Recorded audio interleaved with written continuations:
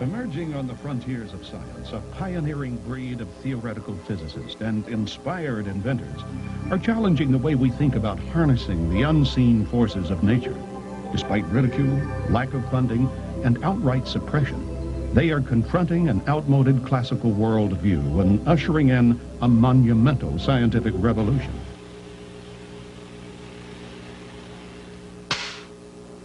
Most people would agree you can't get something for nothing. There's no such thing as a free lunch. And yet, we get our oxygen free from the air we breathe. We get sunlight free, and water, that used to be free until bottled drinking water came along. But what about energy? We've always had to pay for that, whether it's wood or coal, oil or electricity. It's always been the rule that you can never get back more energy than what you put in the first place. That's a fundamental law of nature. Physicists of the 19th century figured that out with the first law of thermodynamics, the conservation of energy. Maybe so. But science has come a long way since then. And laws? Well, there's never been one that hasn't been broken.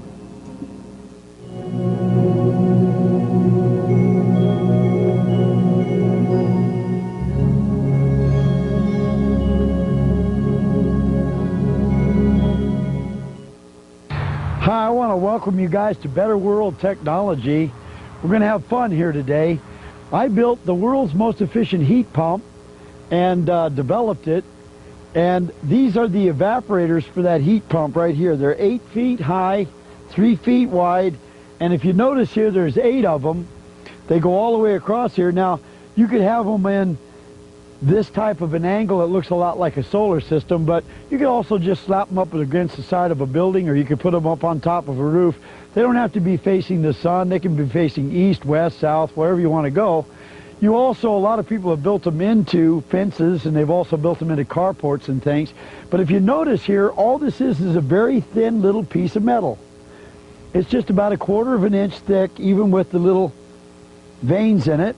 And we have a vein pattern on top of it. The main thing is that this is aluminum, highly conductive, and so there's no thickness to it really. That's just a plate. This is the thickness right here. And so there's no real thickness to it, but the thing that we've done here is we have created the coldest thing outside. By creating the coldest thing outside, when we take refrigerant, just like the stuff you got in your refrigerator, and we run it inside this panel. You notice up here at the top when we come in the nipple, this is all, the lines are in a straight line down, but there's like a little pattern at the very top, so that as the pressure builds up in any one place, the Freon can migrate to the other parts of the panel. So it now has a chance of sending the Freon down in any one of these channel lines, and then wherever you get pressure, Freon could then jump ship and go over to another line, and so it pretty much concentrates it down through the middle of the panel in a nice even pressure, thereby getting the Freon to cover all the areas of this. Now, the refrigerant we put in here boils at 40 degrees below zero. Therefore, as long as the refrigerant that's inside this panel is colder than whatever the air is out here, or the phenomenon that's hitting this panel, then the heat from the air or the sun or the wind or the rain or the sleet or the snow will be transferred into the refrigerant on the other side, because it's the second law of thermodynamics. Hot goes to cold. So if this is the coldest thing outside, anything out there that touches it is going to give its heat to it.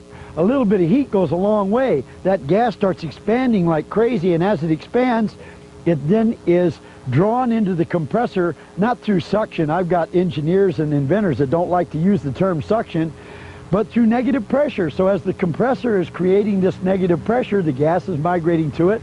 And so a compressor is a gas pump. It'll pump gas.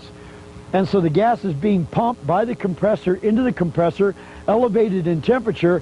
And even though if you touch this panel, it's ice cold to your hand, and if you touch the line going out of the panel, it's still ice cold to your hand. When it hits that compressor, compressor takes all the gas in this space, puts it in that space, elevates the pressure and the temperature. Going out of the compressor, do not touch that line whenever that thing is on, because it's 200 to 250 degrees hot. And so That's where we get the heat. All of the heat is transferred in here. We then use a compressor to take the relatively useless energy that we've got and elevate the temperature and pressure and make it very useful energy. Then that heat would be transferred later. One last point I want to make, and then we'll go inside, is that actually right here, when we were using R22 instead of R12, somebody suggested using that. We used to use it in the panels, but if the compressor wasn't calling for any heat, it wasn't migrating the Freon would set out here, and if the sun came out or we got a big wind or anything, all of a sudden, man, the pressures built up out here. It was unbelievable, and the pressures got as high as 500 pounds per square inch. We were popping those nipples and popping the lines, and so we had to stop using R22 because when it wasn't on cycle, it was building up too much pressure. Now, one other thing I want to say is that the air over this surface area causes a convection to happen across the surface. If you've got a 2-mile-an-hour wind, you'll get more air molecules that dump their heat into this panel than you will in a 1-mile-an-hour wind. So the greater the wind is flowing, the more molecules that are going to be transferring their heat, and the heat transfer here happens instantaneously, faster than you can blink.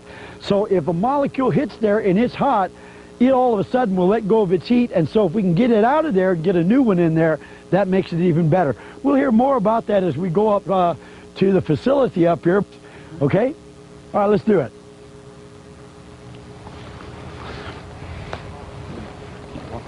I guess.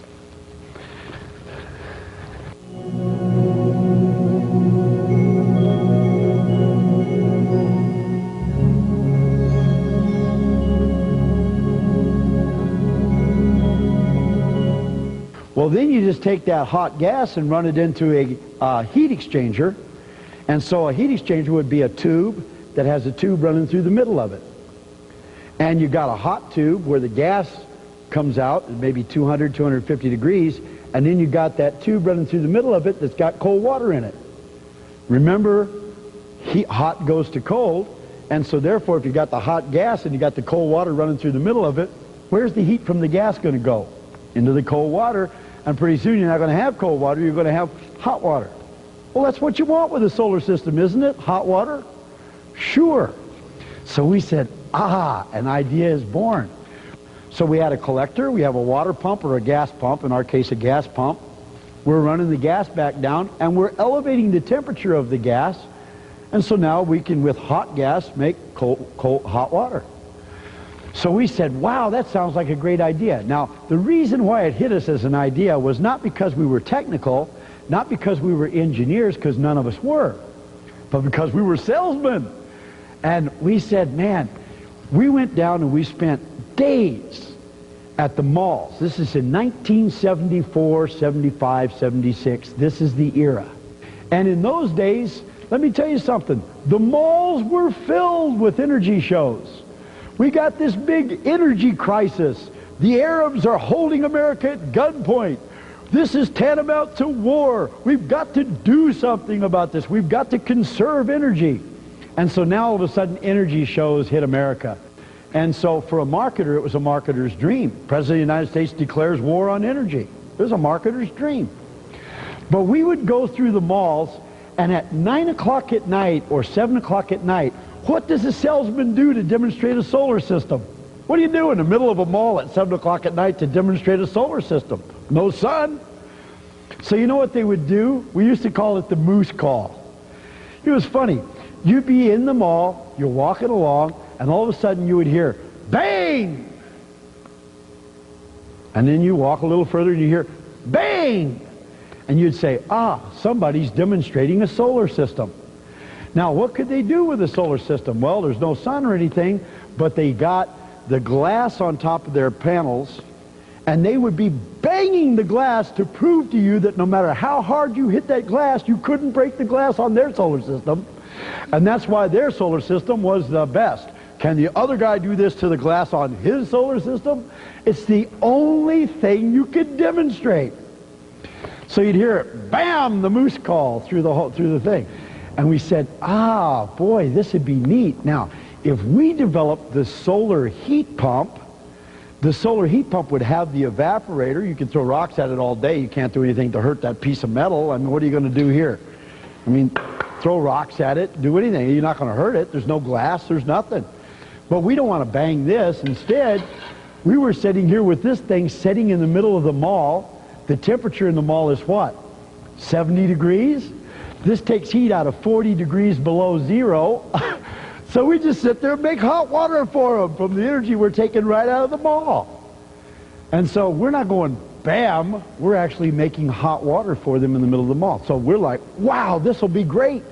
And if it works fairly good or as good as anything else does, we'll be happy. Surely we can make it work as good as everything else does. All these major corporations are in it. It must work. So that was the way the whole idea was born. Now, a couple of guys, sales guys, not a technical person in our midst, all of a sudden say, let's do it. Let's build this thing. So we went out, got somebody to design a panel like this, an evaporator, flat plate collector, and got a whole truckload of them. Bought a bunch of those.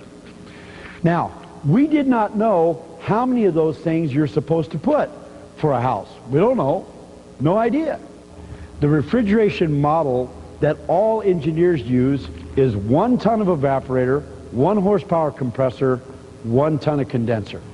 That means that if you can expand one full enough refrigerant that the heat from it would melt a block of ice, that's 1 ton in size in 1 hour, that's the volume that it was set up to evaporate. So 1 ton of evaporator, and then if you had a 1 horsepower compressor, it would keep up with that in an hour.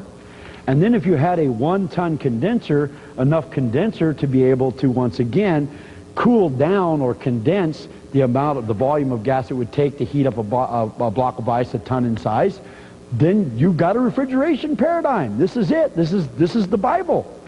All refrigeration engineers go by this. All the experts say 1, 1, 1. That's the formula. But we didn't read the book. We didn't know the formula. Oh well, we don't know what we're doing. We're just going to put an evaporator up there. We don't know how big to build it. We'll just fill the whole roof with them. And then at least they'll be big enough that they'll work, because if it's too little, we won't know if it's working or not. So bigger is better. So we go down to a refrigeration supply house and we come in and we say, we need a condenser. The guy there says, okay, what kind of condenser do you need? What size do you need? What are your operating pressures? How much vapor do you have? What is the temperature of the vapor as it's coming into the compressor? And starts cussing at us, saying all these crazy things to us. And I said, look, man, we got cash, we can afford it. You don't have to cuss at us, we'll just buy it. He says, oh, okay, well, what size do you need? And we said, what's the biggest one you got? Bigger is better. And he says, oh, the biggest one I got, well, I got a 6 ton sitting out there. I said, oh, that won't work. We'd have to have a forklift truck to pick it up. He said, no. That's the amount of refrigerant that it'll condense. Two of you guys can pick it up easy and throw it on the back end of that Bronco. Super, we'll take it. So we bought a 6 ton condenser. Now we got a 6 ton condenser. God only knows how much evaporator we got on top of that roof there. And we got a 2 horsepower compressor. Any engineer would have told us you're crazy. And so basically, it's a divine kind of madness.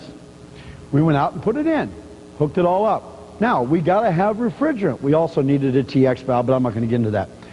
And so we got to have a refrigerant. Okay, so we get the refrigerant for the compressor, and we get how much? We don't know. What's the biggest bottle you got? A 50-pound container. Fine, we'll take a 50-pound container. So we go back, we got 50 pounds of refrigerant. Normally the heat pump we had used 5 pounds of 4 or 5 pounds of refrigerant, but we got 50 pounds of refrigerant. We got this massive evaporator. We got this 2 horsepower compressor. We got this 6 ton condenser. And we don't know how to charge it. How much do we put in this thing? We don't know. So here was the formula. We'll just start dumping this stuff in here until it works. That was the formula. So here we are dumping refrigerant into this thing. We get to 49 pounds. We got 1 pound left in the bottle. We're praying, God, please, we don't even know you, but make it work. Amazing how many people pray to God that don't even know him, isn't it?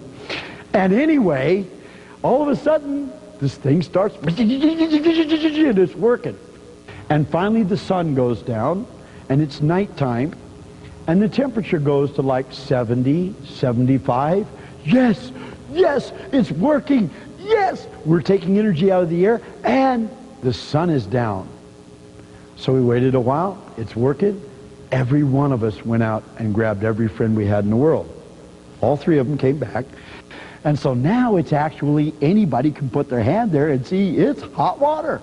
It's getting warm. So all the people come back, they look, there's no sun, they're looking at this solar system outside, they're running inside of the house, they're seeing the hot water, they stay long enough for it to go up 5 degrees, they're like, you're taking solar energy right out of the air in the middle of the night, you're going to be rich, man, you people are going to be rich. We're like, yeah, it's kind of neat, huh? How'd you like to be part of that? Yeah, well, how do I get to be part of that? And so now, there's only one thing worse than an ignorant man who is broke, and that is an ignorant man with money. And so we all of a sudden got money. So we hire an engineer. Now we can afford one. We hire an engineer. The engineer comes in, and we say to the engineer, we say, okay, here it is. He looks. He doesn't know whether to cry or laugh. He doesn't know. He's looking at this thing going, you people are crazy. Was there anybody that knew what he was doing on this deal? Nobody. No, sorry, just a bunch of salesmen. So tell us, how do we go from here? We want to mass produce these things. He's like, whoa, wait a minute. So the first thing that engineer did was tell us that we can't be doing what we were doing. And so we fire the engineer. And then we go out to hire another engineer. We say to the guy, look, before you even see this thing, you're a young man. Do you need the job? You do, good. Because we don't want you to tell us that we can't do it. We want you to tell us why we are doing it. Not that we can't.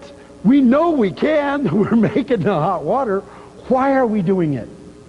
And so we went to work on that. And actually it took about a year, 2 years, almost 3 years, with all kinds of fights in our little group. And I finally wound up buying everybody out of the deal because I was the only one that sold it. Everybody talked about what it could or couldn't do, and they were embarrassed because they'd go to the engineer and they would say, engineer, we're doing things that we can't do. The engineer would say, you can't do that. They would say, we're sorry, and they'd go home. I went to the customer.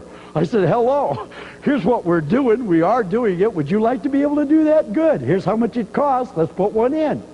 So I didn't go to the engineers. I went to the customers, and me and the customers made a lot of money. They saved a lot of money, and I made a lot of money doing what the engineers said we couldn't do. Well, now, why did the engineers say we couldn't do that? And to this very day, you can run into engineers that can tell you that we can't do this. Because they read the manual, the Copeland refrigeration manual is one of them, that says, here is what a heat pump is and how it works. Now, ultimately we figured out the rules and the way to do it and why it was doing what it was doing, and guess who figured out what it was doing? I did. The least qualified human being in the world finally figured out what it was doing, because I had so many fights and arguments with so many engineers that I finally got educated enough to understand what they didn't understand. And so, in essence, here's why it was working. We designed deliberately, and to this day do, 2 to 3 tons of evaporator on one side, 1 horsepower of compressor in the middle, and 2 to 3 tons of condenser on the other side. And guess what? It puts out almost 3 times as much energy as the book says you can get out of a 1 horsepower compressor. You know why? Because you got almost 3 times the energy going in and out. Duh, you know, I mean, this really isn't that hard to understand. Now, so the book says you can get 12,000 BTUs out of 1 horsepower compression. Look at the book. Ask an engineer, how many BTUs in a horsepower? There's 12,000 BTUs in a horsepower. Why? Because there's 12,000 BTUs in 1 ton of fully expanded Freon. And so if you can only put 1 ton of fully expanded Freon into a horsepower compression if you design it that way. But what happens if you put 3 tons of fully expanded Freon through that horsepower? And there's 12,000 BTUs in 1 ton. You could get 36,000 BTUs in a horsepower. Well, you couldn't if you didn't have a 3-ton condenser on the other side, because if you put all that in but you couldn't get it out, You'd only get one if you had a 1-ton condenser on the other side. You'd still only get 12,000 BTUs. You got a bottleneck there. And so if you don't bottleneck it anywhere, you put an oversized evaporator on and an oversized condenser on the other side, you get 2 or 3 times what the book says you can get. And here's how simple it is. We've proven it. We proved it all across America.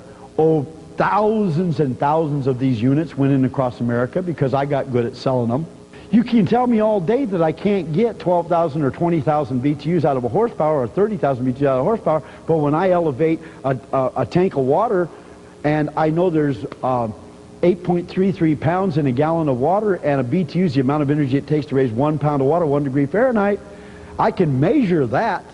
And when I know I'm getting 30,000 out of it, you can tell me I can't until the cows come home, pal. Just get out of my way because I'm going to keep doing it. And so it was that tenacity and my sales background that really got this whole thing launched and started. If I hadn't had that, the engineers would have won. We wouldn't have any of this stuff today. And the book, which still says 12,000 BTUs per horsepower, even though we've proven that's wrong, it's amazing the refrigeration industry will never catch up with us. And you have to ask yourself, now wait a minute. If this stumble bum, through nothing but dumb luck, stumbled upon, or God's guidance, stumbled upon this thing, why didn't GE, Borg Warner, Carrier, Trane, Westinghouse, or any of these other people do it on purpose? So you wonder, why didn't they want to improve the heat pump? Well, the answer to that question is real simple. Our efficiency, because it takes less compression for the additional energy that you get. In other words, you use X amount of electricity to get 12,000 BTUs, but when you get 30,000 BTUs out of the same compressor, you don't use 3 times as much electricity.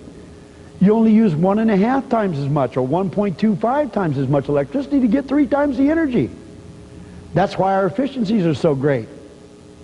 Our efficiency, by the way, we put 1 unit of electricity into the compressor, we get an average of 6 units of heat delivered anywhere in America. 6 out, 1 in. That's the average. In the air-to-air heat pump that GE makes, you put 1 in, you get 2 out. Hey, what's your problem? That's 200%. You put 1 in, you get 2 out. What's wrong with you? You don't like that? No, I don't like that at all. You know why I don't like that? Because electricity is twice as expensive as gas, so where'd you go?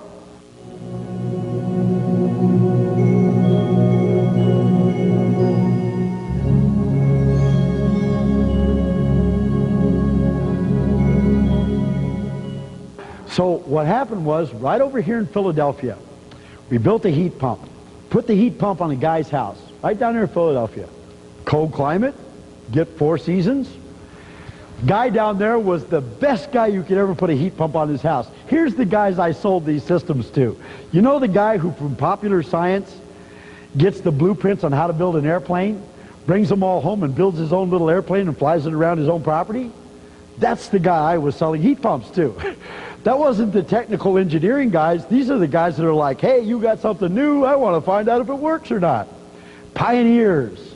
So these weren't average consumers. Most of the consumers who bought from us were wealthy people or doctors or people who said, man, I think that'll work. One of them was a guy who built and sold chemicals for Allied Chemical, one of them being Genetron, which is their equivalent of Freon. So, I mean, these guys knew it would work. Phew, they took one look at that and said, that'll work. From the diagram, they could tell that would work. I say, why didn't they tell somebody about that all along? So we get the system on this guy's house. The guy is what kind of guy? This is a guy who has kept records copiously for years on the energy production at his house. This is a man concerned.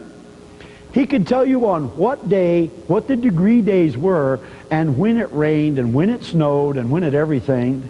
He's got it all in this book that he has down by his furnace. And he's keeping copious notes. He used this many gallons of oil today. He even had little meters on it that would tell you how many gallons went through that thing today, with digital readouts on them. I mean, this is the right guy to put one of these units in his house. He was using an electric hot water heater, because most people do. It's easy, it's convenient, you can go pick one up, easy to install, hook it up. to the electricity, you're good. And so, in essence, he was using an electric hot water heater, and so he was heating his hot water with electricity, and he was heating his house with oil. Well, when he had his oil burner, he was using 1,000 gallons a year to heat his house. 1,000 gallons a year. We come along, put one of our units into his house, our super heat pump. He uses no oil at all that year. So the oil man loses everything, the electric man loses 5%, and the customer's the only one that gains anything. We can't have this. Customers making the money and all the businesses losing money. This isn't the American way. I don't know who instilled all of this thinking into us, but somehow we've already even grown to accept this. Customers who say, oh yeah, that's the way it is. Well, dummy, why don't you change that? Do you like that? Do you think that's okay? That's the way it is? Why don't we change that? So people say, well, man, Dennis, with all this technology, they're going to kill you. I'm like, gee, what an observation. Do you like your country? We make a better way to do something and somebody's going to kill us. Hey, it's okay. It's the way we work. God, man. And the weirdest thing is we're in control. Or supposedly we are. Maybe we aren't in control because maybe we're too busy sending our responsibilities to other people who aren't looking out for our best interest, because there is no advocate for the consumer. Not really. Anyway, that's my little lecture. Now, so I went along and built this unit, and why wouldn't the electric company like it? Can you see?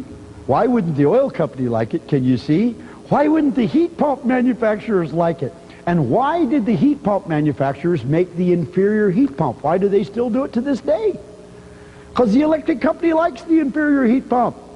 It uses more electricity. Makes more money. Yeah, and it competes with oil, it competes with gas, but it doesn't eliminate oil or eliminate gas. The oil guys are like, okay, well, what the heck, there's room for everybody. The gas companies are like, yeah, all right, well, you can be here too because, you know, you're with the electric companies. We can't make them mad. And the electric companies are happy because we're selling all kinds of electricity, and the consumer's the one who's picking up the tab. That's the way it works. Now, so when I get out to Seattle, guess what happens to me? I've got the world's most efficient heating system, the world's most efficient heat pump, and Seattle, Washington has the biggest bond default in United States history. Tried to build 5 nuclear power plants, people didn't want them, and now they got to pay for the power plants without building them or putting any energy out of them at all, and the customers are going, ah! We used to have almost free electricity that went over the hydroelectric power plants. Used to cost us 1 to 2 cents a kilowatt, but now to pay for those Achilles heels out there, we're going to go to 10 cents a kilowatt. My God, we're going to be like those people on the East Coast. They ran panic buttons, full-page ads in Seattle Time, electric companies running the ads. Hey, if we can't have the power plants, we can't deliver the energy, we better find one heck of a conservation program here in the area. And so they perpetrated a hoax on the American people called the weatherization program. I didn't know it was a hoax. I thought it was real. I thought these people, when they say we want to save electricity, we want to conserve, we want to weatherize, we want to conserve energy, I thought they were serious. What a dummy I was. It took me a long time to figure out that whatever business says, they're probably doing the opposite. And so I really thought they wanted to save energy. So I went to Seattle because I was born in Washington State. Wow, I can come home. When electric's a penny a kilowatt, how much could I sell there? Nothing. Now all of a sudden my country, my state is in trouble, and I can be the hero. I already had planned out my speech. I was going to go like this as I went through the streets with the ticker tape streaming upon me in Seattle, Washington, in my convertible. And it worked a little bit different than that.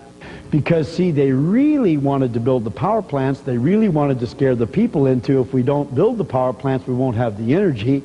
And I came along and said, we don't need the power plants because we don't need the energy. And they're like, who woke him up? Get him out of here.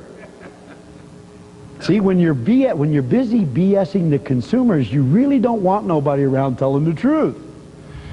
And so I got into a war in Seattle. I mean, I walked into that one big time. I was very naive at the time. And at the time, I wasn't into altruism, and I wasn't trying to save the world. I was just wanting to make a few bucks.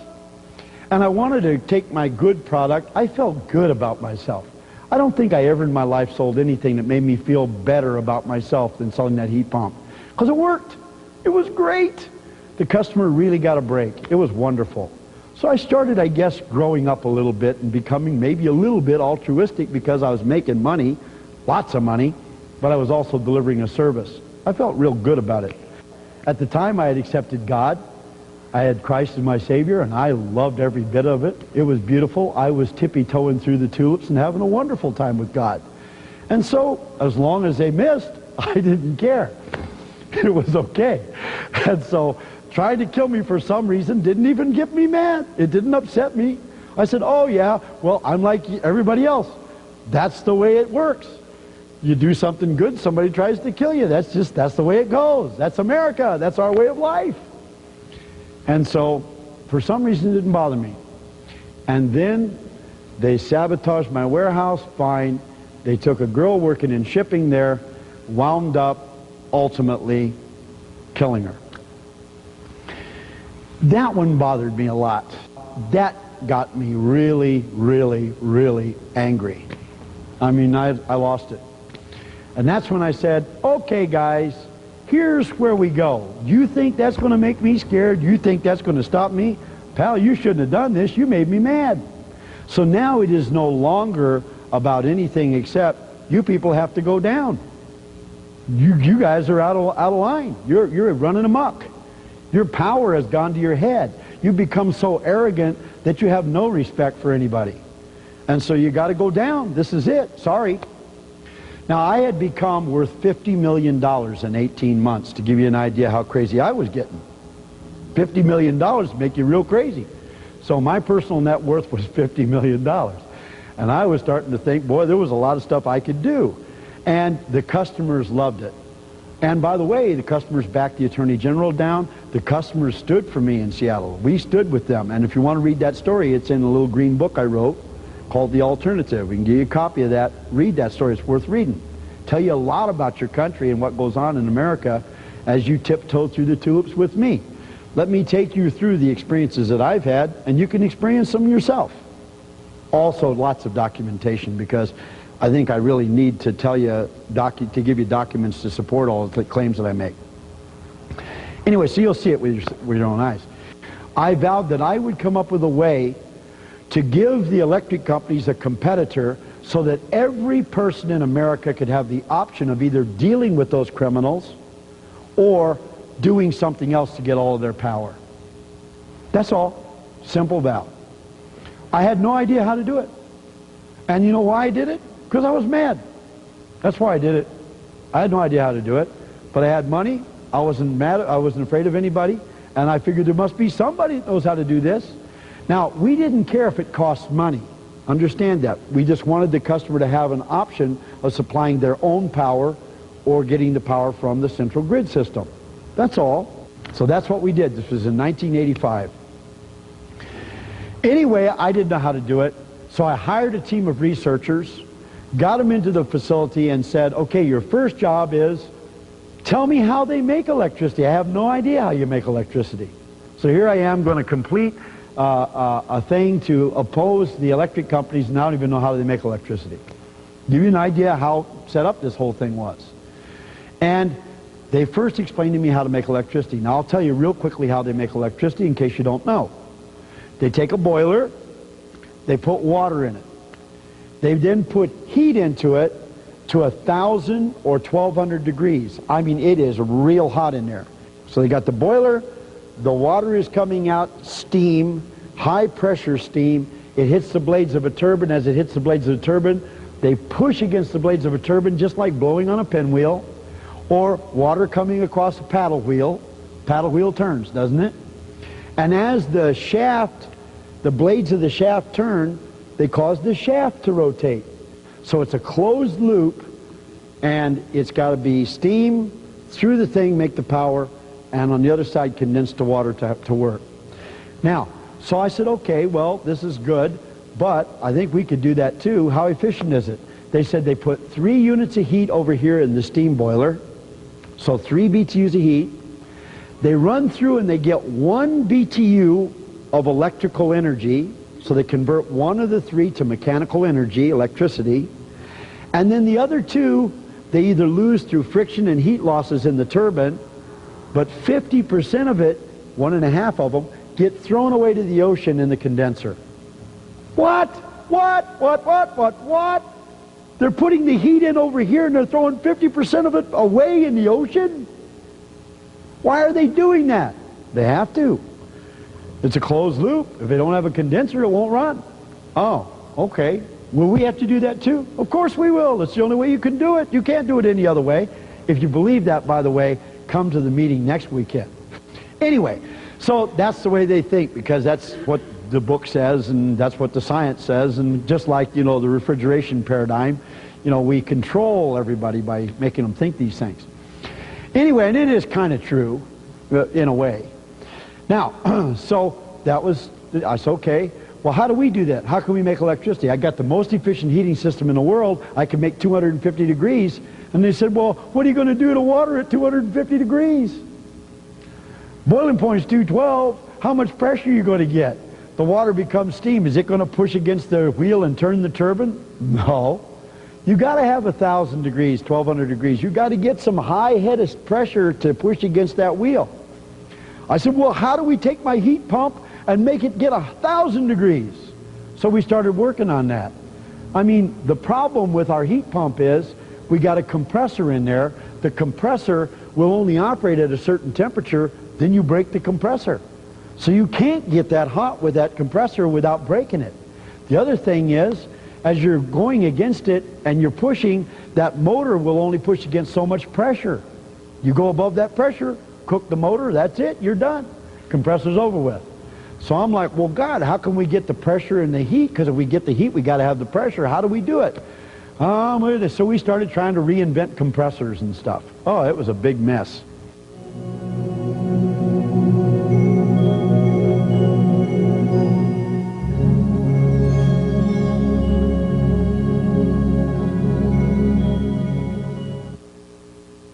So I go to sleep at night, I wake up 3 o'clock in the morning, God's talking to me.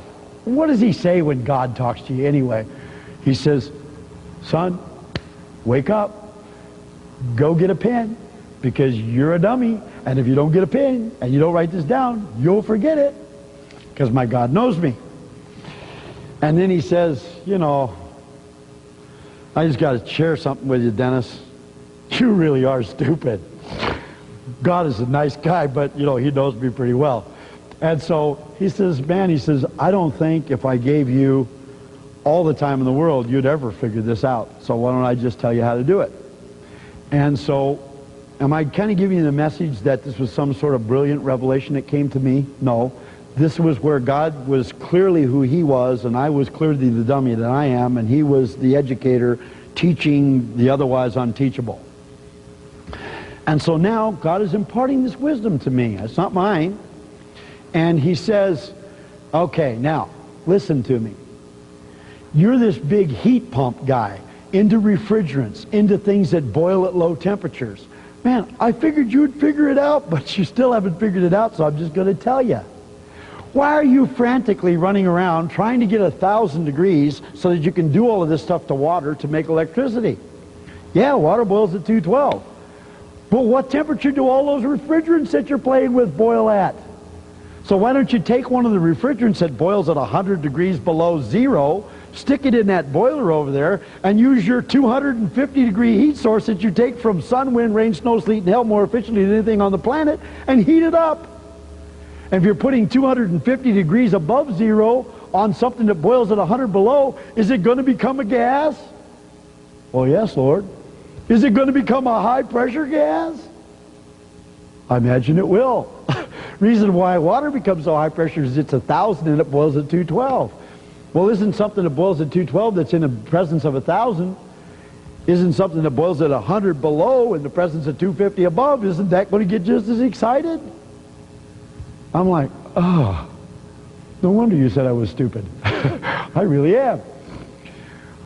Anyway, so the revelation set in. And not only did that revelation set in, a wonderful revelation set in at exactly the same time. Guess what that one was? And this one I was all of a sudden figuring out. I'm soloing. Lord, look at me, I'm soloing.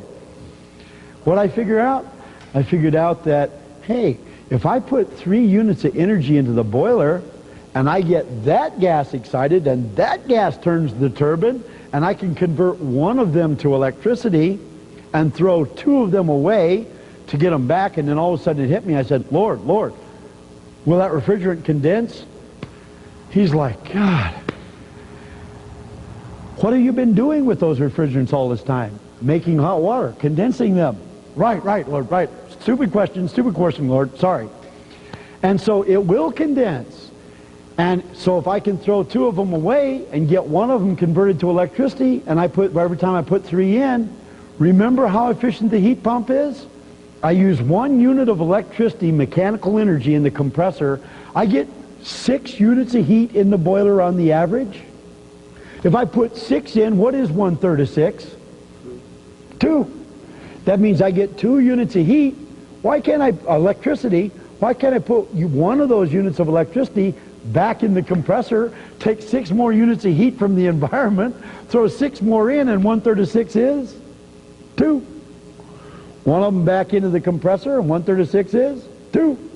1 back in the compressor. What about this one?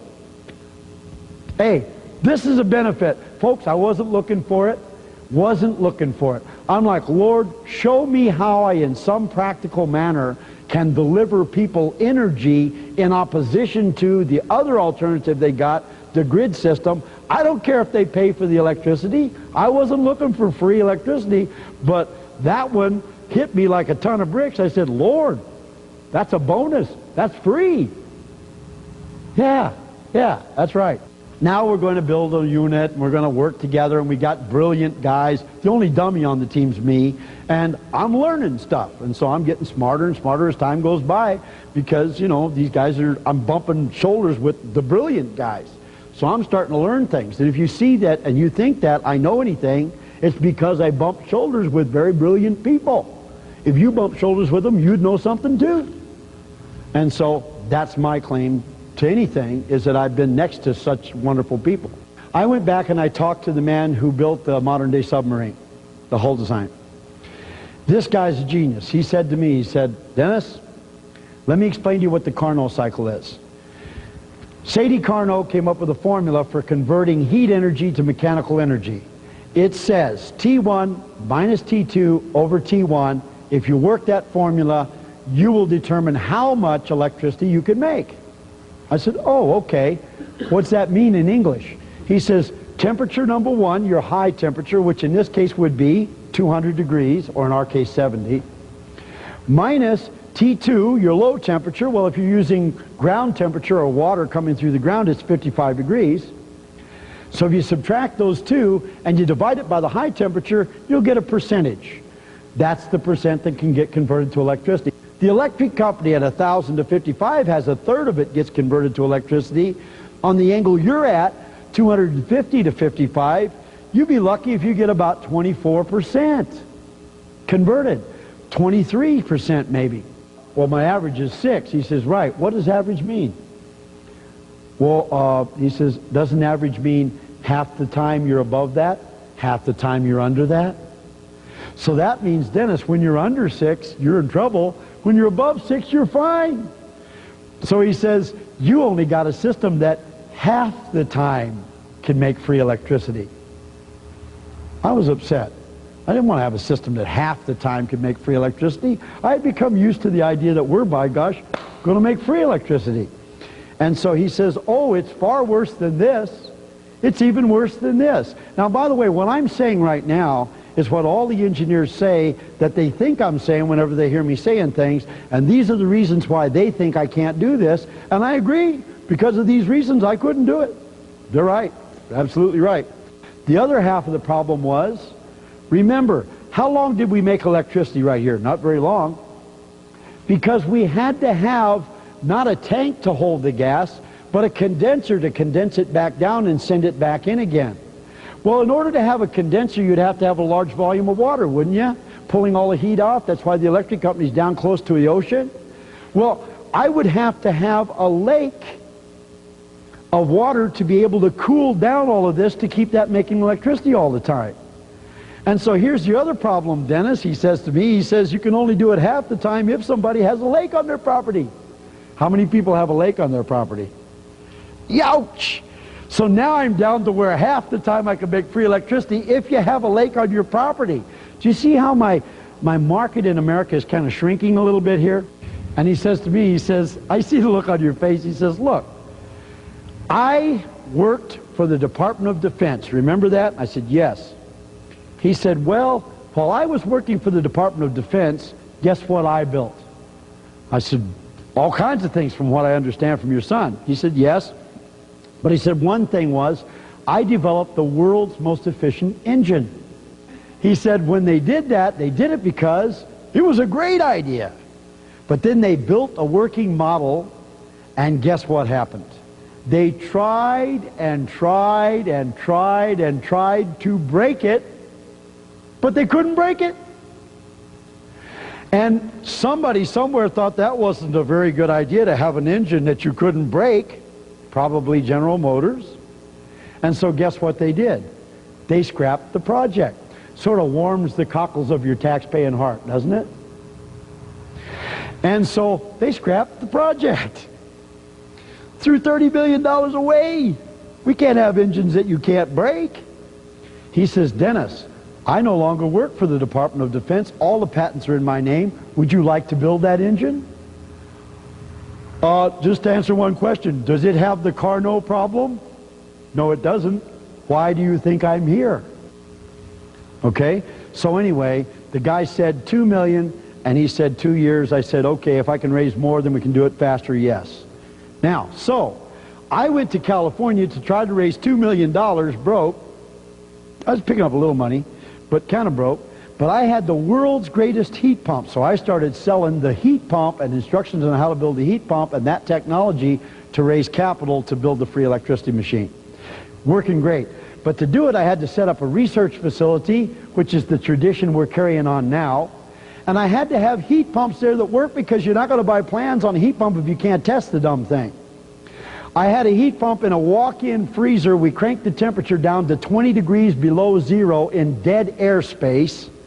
Now imagine this, if you got any background in refrigeration, we're in dead airspace, the temperature's 20 below zero. We did it every single Saturday for an entire year. People from all over the world came to see it. We said, bring your own test equipment, take the thing apart if you want to. We had a $10,000 challenge to find any gimmick or anything in it. And every single weekend, we cranked the temperature down to 20 below in dead airspace, and we made water hot enough to burn your hand from energy we took out of that box at 20 below at a 2-to-1 COP. Same average performance of the GE heat pump in America. Only it's 20 below in dead airspace. And we challenged all the heat pump manufacturers to come anytime you want to, either find a hoax with us or bring your unit down and see if you can do that. Nobody ever came. A lot of customers came, lots of people from all over the world came, Pakistan, everywhere. So anyway, we're in here testing this every year, every weekend for a year.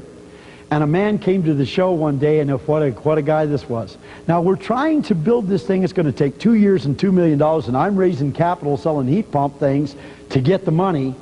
And a guy walks in, and he comes up to me at the end of the show, and he says, Mr. Lee, I am absolutely astonished. I want to shake your hand, and I want to tell you, I have no doubt you have got the best heating system in the world. Yours tops everything out there from solar all the way down the line. You did it. But you need to know me. You know why you need to know me?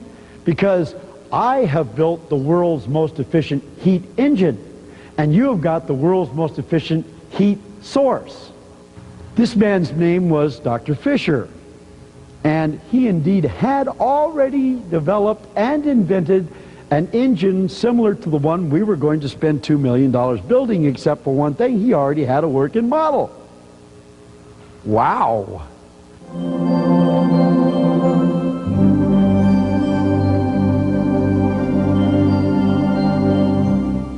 Here's the engine. Now, I have already said that it proves that they built the steam engine wrong, So we're going to show you there were 23 claims on this patent accepted by the patent office that proved they built the steam engine wrong. And that's amazing. But the first thing they did, now remember when I told you about the steam engine, they got the boiler and they take water and they dump water in there. How much water do they dump in there? Less than the size of the boiler. Because why? Why do they do that? They got to have room for that water to expand and to become high pressure so it can push against that turbine. So they put a little bit of water in there. Now, this right over here is just a graphic example. That's all we're doing, just an example. You see that space? When this arm goes back, it does not go all the way back. There's a little space there. Do you see that? Now, the volume of this space is exactly the amount of volume of that liquid right there. So if I were to dump this liquid in here, it would fill this volume exactly. Now I could have a great big vat of it and just be taking a little dipper of it out every time I had a cycle, but I want in that vat for it to be totally full of liquid. So the first thing they did wrong with the steam engine is they just put a portion of the space in there with liquid and left the rest of the space there. That's the first thing they did wrong. Now, if I take water, or if I take isobutane, or if I take AZ50, or if I take anything and I put it in here, any liquid at all, I can use any liquid at all in the Fisher engine. Anything that's liquid I can put in. Everything that is liquid is going to have a boiling point, isn't it? Sure. There's going to be a point at which it boils. Guess what else everything that's liquid is going to have? It's going to have a critical temperature. What is a critical temperature? The critical temperature of that stuff right there is 160 degrees. You don't want to get it hotter than 160 degrees. What happens to it beyond critical temperature? Different things with different fluids. Sometimes they fall apart, sometimes they blow up, sometimes all kinds of different things happen with them. But you don't want them above their critical temperature because they're no longer giving you any benefit of the energy that you're putting into them. So you can use anything. Now, if we put water in here, what's the boiling point of water? 212. So 212 degrees Fahrenheit. So if I put water inside of here and I've got this capped off and there's no room in there and the water's all filled up there and I crank the temperature up to 212, what's going to happen to the water? Is it going to boil? Will the water boil at 212? If it's filled up completely and there's no room for it to expand, it won't boil. Nice try though. Okay? It won't boil. Because it can't boil because it has no room to expand. Now if I crank the temperature up to 300 degrees, is it going to boil? Can't. And if I crank the temperature up to 400 degrees, will it boil? You got water that boils at 212 under atmospheric pressure. It's now inside of a container filled to the top. It's 400 degrees and it still isn't boiling because it can't boil. Hey, if there's no room for it to boil, so you see why they made the mistake whenever they put the water in there and they left it plenty of room to boil? Hey, we don't want the water to boil. We want the water to contract. We want the water to expand molecularly but be pushing against itself. We want the water to build up pressure. And so we're going to be building up pressure, all right, not as high pressure steam. We're going to be building up pressure as high pressure water, high pressure liquid. Now if we crank the temperature up to 700 degrees, it's really packed in there. These things want to become steam like they have never wanted to become steam before in their whole existence. They want to become steam now, mister. But it's a pressure vessel and they can't. They can't escape. And we stop at 700 degrees. Mercy does, after all, triumph over judgment. And at 700 degrees we stop because at 720 that's the critical temperature of water and we don't want to go above the critical temperature of water. So we got it worked up just fine. It's 700 degrees. We're ready. It wants to become steam like it never in its life wanted to be steam. And then what do we do with this stuff? We immediately inject it into this space. We don't pour it into the space like I'm doing here for this example. And then I'll pull this back to kind of help it along a little bit here. We don't pour it in there. We inject it in there. Boom, it's in there. So at 700 degrees, it boils at 212 normally. It's 700 degrees, and it immediately hits this surface area of this piston. Now you got a flat surface on the piston, you get a hydraulic effect as this high pressure liquid hits the back end of the piston, and guess what? The liquid is against pressure everywhere in the vessel, and in here it can't go that way, but guess what? This is the prime mover, 700 degree water, and it is hitting the movable object. Now what do you think is going to happen when the prime mover hits the movable object? The object's going to move. So it now is pushing against this, and it's got all that pressure, and this is designed to move. And so what's going to happen is immediately, I mean right now, injected in and immediately, the piston's going to move. Now when the piston moves, let's take a look at what just happened here. The electric company did it wrong because they wanted steam to come in here, and guess what else they did wrong? We're going to put one shot of this liquid in here. That is it. We ain't putting no more in there for the whole cycle. One shot is all you get. The steam engine, they just make that steam and they just start making up that steam and they say, okay, let her roll, Roy, just let her keep it coming. And that steam just keeps running right on through there. Boy, yeah, we're going to push something away, by golly. On this right here, we're putting one little shot of this stuff in here. It's under high pressure, it's 700 degrees, it wants to become steam like it never did in its lifetime, but it can't because there's no room to, and guess what it did? It just created some room.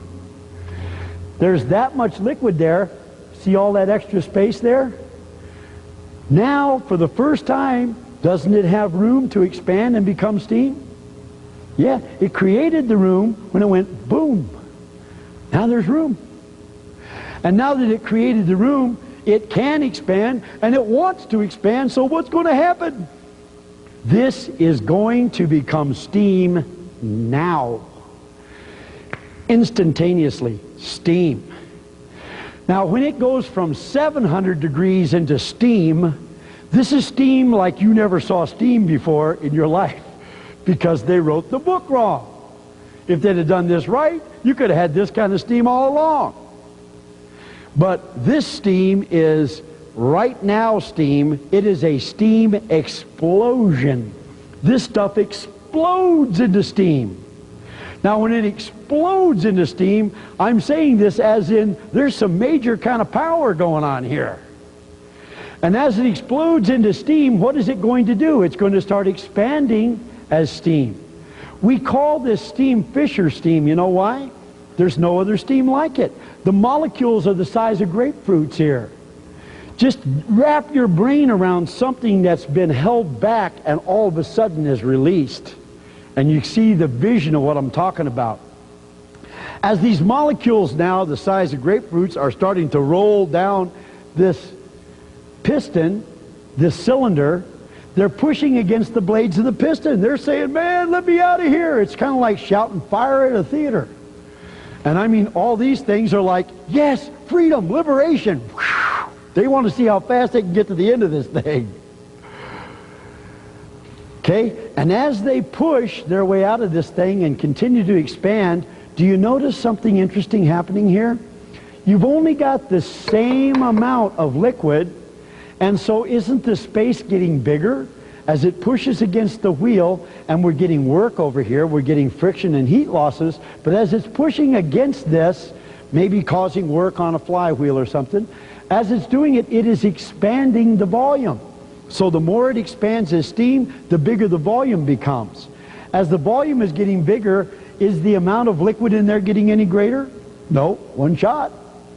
So if I've got all the liquid in this much space, it's got one pressure-volume relationship. If I got the same amount of liquid in this much space, it's got a whole other pressure-volume relationship.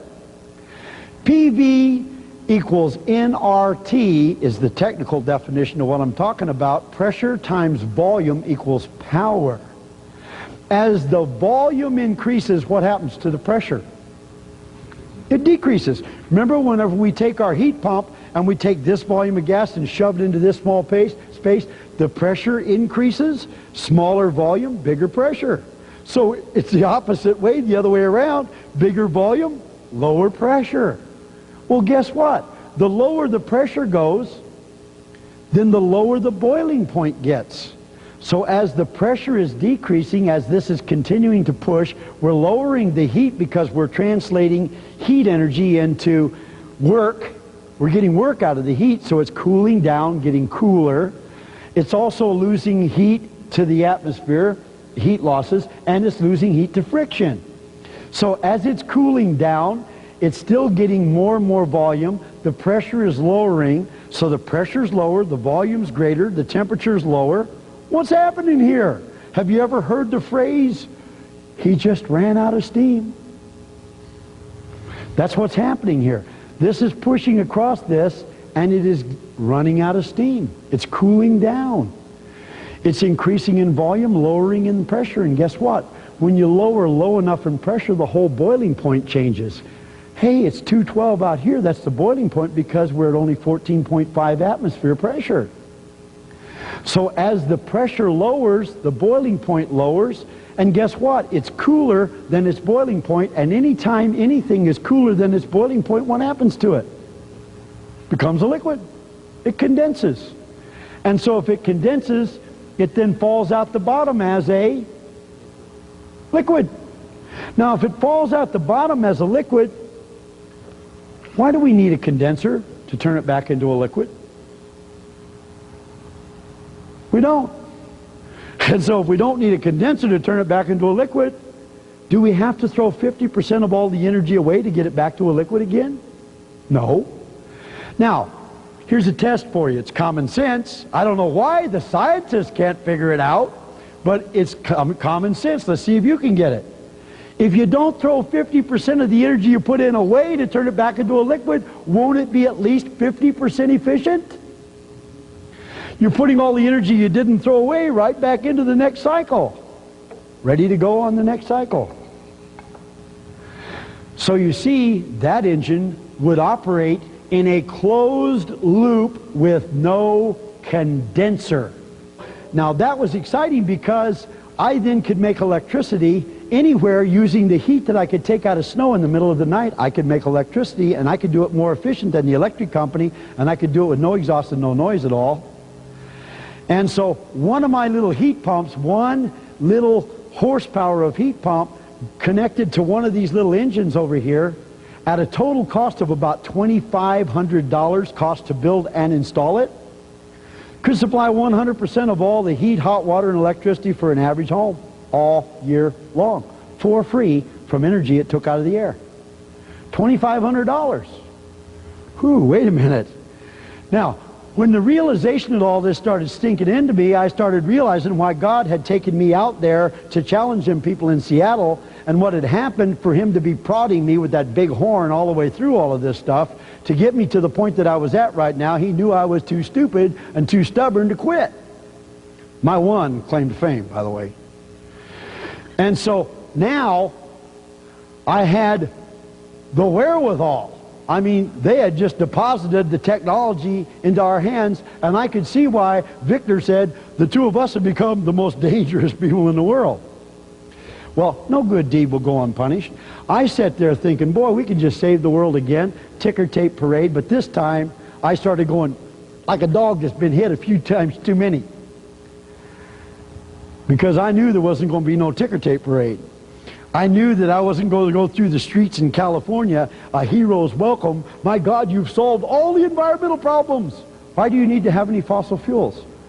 Why do you need to have any exhaust?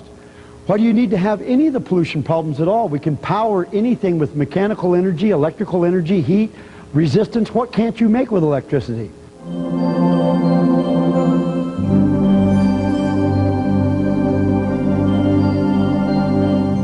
I knew what was coming to me. The first thing was raided the research facility, boom. Then they came in there and arrested me, threw me in prison, threw me in jail. So they arrested me and threw me in jail. We were demonstrating the technology. We were just ready to demonstrate it, had working model, and boom, in the middle of the first demonstration, 600 people come down to it. I get arrested before the demo starts. 6 cops, one on every door. Got to get this boy out of here. He's about to tell the world about something that if he lets them know about it, it's over with for us. There goes the oil company, there goes the electric company, there goes the gas company. Oh, it gets worse. There goes the banks that own the stocks and bonds in the electric utilities company. There go the financial institutions that own the stocks and bonds in the electric utilities companies. There goes the economy. There goes the government. I don't know who the heck wouldn't have gone, other than the consumer. Consumer and I would have been great. Hey, we won. Me and the consumer can whip them all. That's just what can happen if you follow God. And so now we're standing there going, uh-oh, uh-oh. And so they threw me in jail. $1 million bail, big deal. They said I had not filled out a form for a civil code, which was a misdemeanor in the state of California. And he has to be a fraud because everybody knows you can't take energy out of there and make electricity for free. And he's telling people that he can. And so they got me for $1 million bail for having supposedly taken $20,000 from people on this fraud. What's wrong with that picture? Never been in prison before in my life. I mean, I just want to show you they were coming down with both feet. And then what happened was something that really upset me. While I'm sitting in jail, which is as good as anywhere because I can think there too, Vane was outside. The sheriff of Ventura County, California, or was it Nottingham, came and said to Vane, they met him, they said, look, now they were talking to a world-class scientist, a man who you can't discredit. By the way, also there was the father of the Boeing 747, be pretty hard to discredit him too. I had some highly prestigious scientists on my team here, hard to discredit their testimony. They said, we don't think it would be good if you'd come to court to testify because we've already got enough witnesses for the state and we don't need any more. As if he would be a witness for the state. And they said, so therefore, if you come to court under any auspices to testify, we will kill you. We will also kill her, his wife was sitting next to him at the time, and we will kill your 3 sons. All of the technical experts were gone, leaving me sitting in jail, the only man on the team that had no credentials at all. What am I going to testify to in court? I mean, that's going to look kind of stupid when I say it will work, and they had their experts from the electric company saying it won't work. I wonder what they were there for. Anyway, so that was the idea. The idea was we'll just lock the boy up, put him in prison for about 20, 30 years. I would still be in prison, by the way. You wouldn't even be talking to me now. 20, 30 years, that's it. Throw away the key. It's all done. And a year later, I finally got the chance to bring a charge in against them for gross prosecutorial misconduct because I heard all the rumors about all the witnesses I had that had been threatened and why they ran away. So I said, okay, we'll have this out. They said, he has no witnesses at all. No one's willing to come forward, and he says that we committed a crime. Let's let him have his hearing because he can't prove it. Then he can say, we can say later, we gave him a chance to prove it. So here I am in court, no witnesses at all, got the sheriff on the witness stand. What happens? Something wonderful happened for you.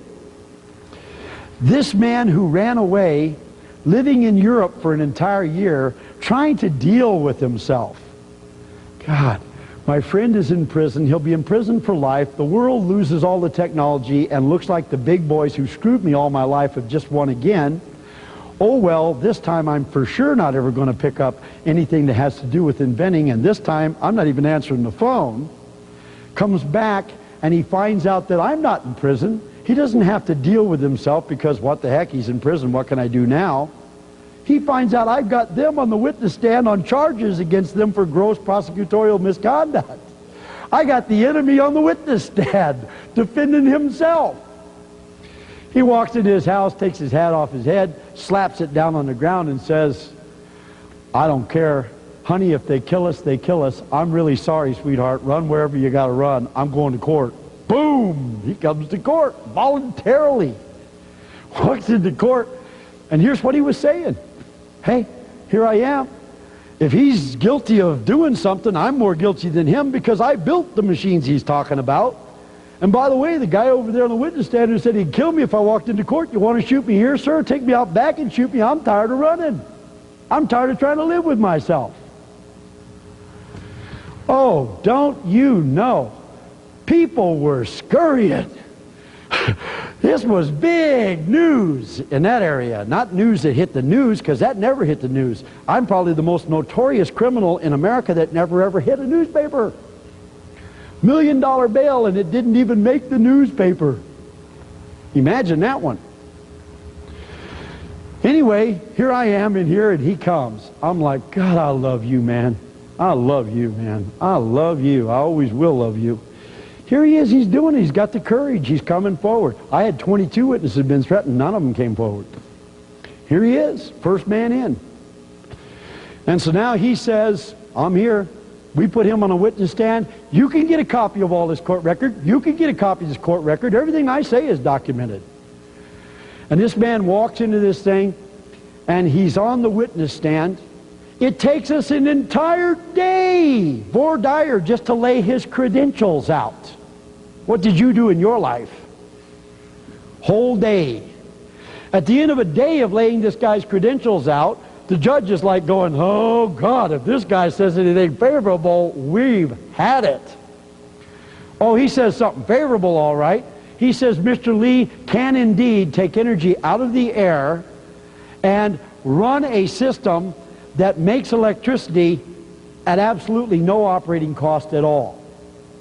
And I take my whole reputation, all of my credentials, and lay them on the line. He can do that.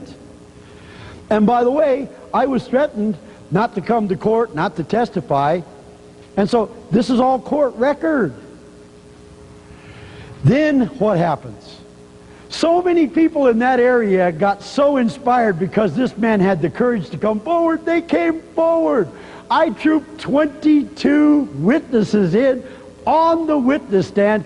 Anybody in America that cares about it can get a copy of that transcript, and you can listen to 8 solid days of us and all of the witnesses that said that they too were threatened if they came to testify that something would happen to them. 22 of them. Now the father of the Boeing 747 airplane says, man, if he's got the guts, I got the guts too, and he comes to court. Who hasn't trusted this man with their life? And he sits on the witness stand, and he's just like Ed Wynn. This old man was so wonderful. What a witness. What a guy. Sweetheart. Judge falls in love immediately in spite of himself. He's fallen in love with this guy. Everybody is. The audience is cracking up, laughing. This guy's beautiful. And he says, Your Honor, of course Mr. Lee can take energy out of the air and make electricity for free. That's why we're here, isn't it? I think we all know that, don't we? The judge is like, oh, get me out of here. Wham, the hammer comes down. In my chambers now. They dismiss all the criminal charges against me for fraud. Not one newspaper anywhere in this country, not one. Where are the honest people in the media? Not one covers it. I mean, you got to get this in you. You got to get this in you. It's got to get in you. You got to know what is going on. While we let jerks and criminals and crooks control our lives, wonderful people who care very deeply, who are inspired by God to go out and take major walks off big-time cliffs, continue to do it for us. If they can take a walk off a cliff, for crying out loud, man, can't we change the political system in America? Can't we speak out? Can't we go down and voice what is going on with inventors across this country? You think this is happening to me? No, this is happening to every inventor out there. They know that if they come and do this, they will go through what I went through. They'll lose their assets, they'll lose maybe their life, they'll lose their family, they'll lose everything they have. So they don't bring them forward. They're out there all across America right now, things that could change your life. You know why they don't bring them forward? Because we don't help them bring them forward. It's our fault. I went across the United States of America telling my story. I told it in every state of the United States, and I got 1,000 people to join me telling my story. We put a media ad campaign together because the media wouldn't cover it, so we ran commercials. And we did a 60-second commercial cutting a power line and saying you can power your house with no electricity, external electricity, run your car with a new engine that runs with no gasoline. We did a 60-second commercial nationwide. As far as we can tell, about 10 million people saw it. And after that happened, that was too much. That couldn't be tolerated. And so I got a letter from the state of California inviting me to come back to California to go to court. So I flew back from New Jersey to California to go to court, and when I walked into the court, the judge said, "You're probably wondering why you're here," and I said, "Yes, I am." And he said, "Well, because I've been ordered by the state of California to put you in prison."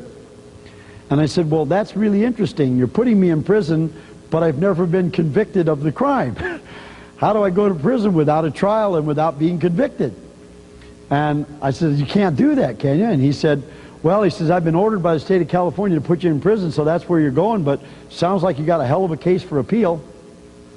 That, by the way, is a quote, and I do have the transcript. And then he said, I said, "Well, but how?" And he said, "Oh, you probably don't know how we do this. Basically, what you do is you go over to the guy over there that's got the gun on his hip. He puts the handcuffs on you. He takes you through that door, and you're in prison. Why don't we try it?" And so I did. I went there, and I was in prison for 2 years. By the way, the 2 years that I spent in the California prison system were probably two of the most productive years that I've had in my life. Very, very productive. I've never had so much time to think, and actually I kind of enjoyed it. I hate to say that, but I kind of enjoyed my stay in prison because 17 inventions came out of my stay in prison, and I also wound up being the chief engineer, inmate engineer. I had access to a Bridgeport, to a lathe, to welding equipment, to all kinds of people who knew how to use it. And so it was a very, very fruitful and productive time for me. I wasn't upset. I went to the California state-sponsored think tank, and in essence, when I got out of there, I decided that it was very important that I make a statement to the authorities that put me there, and they were saying to me, "Look, we can do anything to anyone we want to do, anytime we want to do it, as long as we want to do it bad enough." And so what I wanted to do was say, "Look, when God is with me, I can do anything God allows me to do or tells me to do, whether you don't like it or not." And so I went across the street, got into a vehicle, went out and did a national television broadcast on how to make free electricity. That was my statement after I walked out of prison. I walked out of prison 2 years ago, and now we have rebuilt our whole national network of distribution of distributors. We're in every state of the United States. We're in every major county of the United States. We have people now who understand exactly how the government works, exactly how the big boys work, exactly how the energy companies work. And we've got it all figured out. And we've got far, far, far more technology than we ever had in 1987. We got a lot more money than we ever had in 1987. And we're about to rock your world.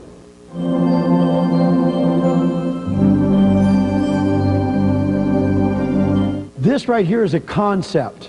Now, I'm not going to show you the whole thing. I'm just going to show you the concept. Right here we have Freon in a bottle, AZ50. It's just a regular bottle at room temperature, about 70 degrees. And if I open this little stopcock, the Freon will travel through the yellow hose and back through the blue hose. The red hose isn't connected to anything.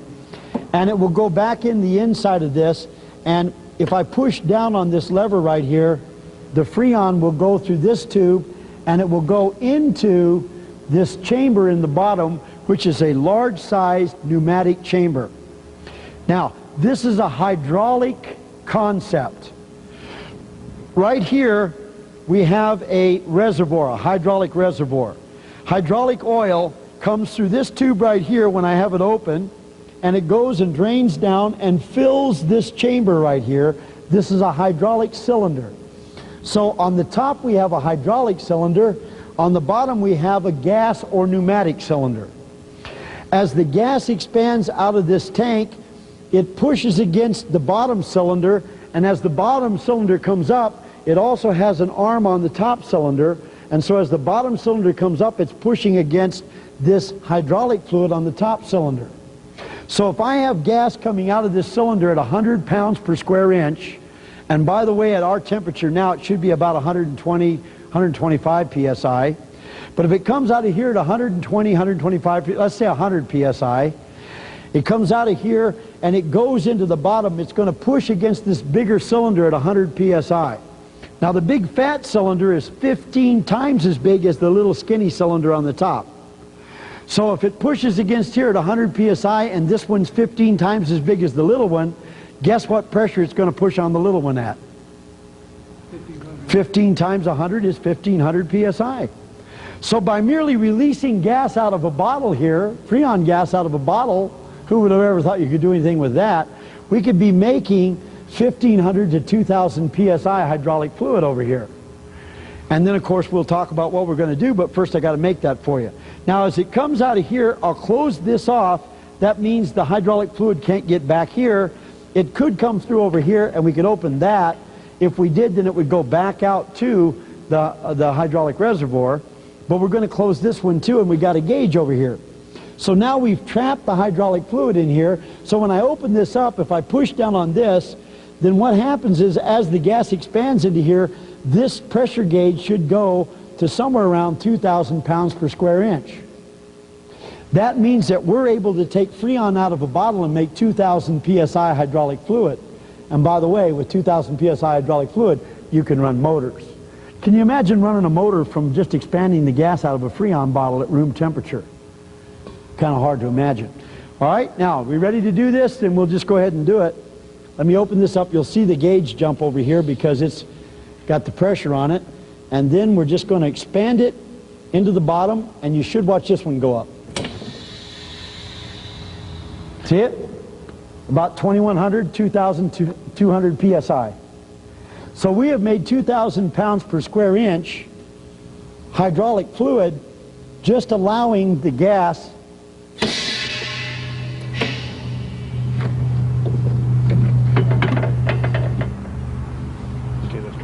Did I do that right? Yeah. Okay, you go ahead and set it up. Just allowing the gas to expand out of there. Now, this right here is a hydraulic motor. The hydraulic motor runs because the high pressure hydraulic fluid runs in one side, comes out the other, causing this shaft to rotate. So this one right here will put out about 45 horsepower. One a little bigger than this is 76 horsepower, and that is one that's put out by Volvo, just a little bigger than this one. Now, if I had 45 horsepower, this runs maximum at 2,000 pounds per square inch.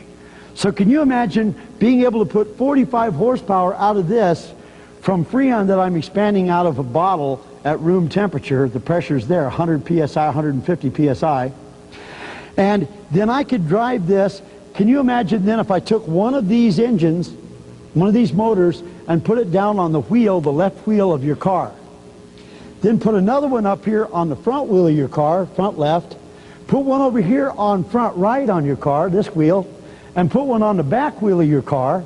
And I had each one of those tires, each one of those wheels had its own little hydraulic motor, and the hydraulic motor was running each wheel. Does anybody here want four-wheel drive?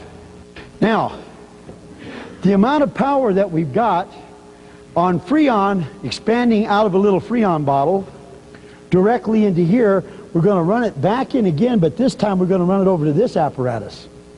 Now this apparatus here is hydraulics. You notice this baby right here, if you turned it on its side, you got that one right there. That's the sister to this one. Okay, same thing, 15 to 1. So if I take the Freon out of the bottle and I run the pressure into this, I then get the hydraulic fluid. If I run the hydraulic fluid up here and bypass all of this and go into an accumulator, then I could pump up this fluid and just be like this, as I'm going to be doing in a minute. And every time I do that stroke, I will be making 2,000 psi hydraulic fluid come into this accumulator. So if I sit here and pump it for a little while, I'll fill up this accumulator with 2,000 psi hydraulic fluid. Then, when I want to, I can allow that hydraulic fluid to escape into this little hydraulic engine right here. So we got a little hydraulic motor. The little hydraulic motor takes 1 cubic inch of that hydraulic fluid for a rotation. Now this is 13 cubic inches in size. This takes one cubic inch to run this whole rotation of a wheel. And so I would get 13 rotations on one. So if I sit and go for a little while and build it up, then I could be sitting here running this, and the big wheel, you notice how big it is, turns the little wheel, which runs the generator, and he hooked out all the way back there to them same lights up. And so now let's light the light bulbs from energy we take out of a Freon bottle at room temperature. So we're going to show you that we can light those same lights from energy we take out of the room at room temperature in a Freon bottle. It's the reason why I'm showing it to you. All right, let's just pump it up.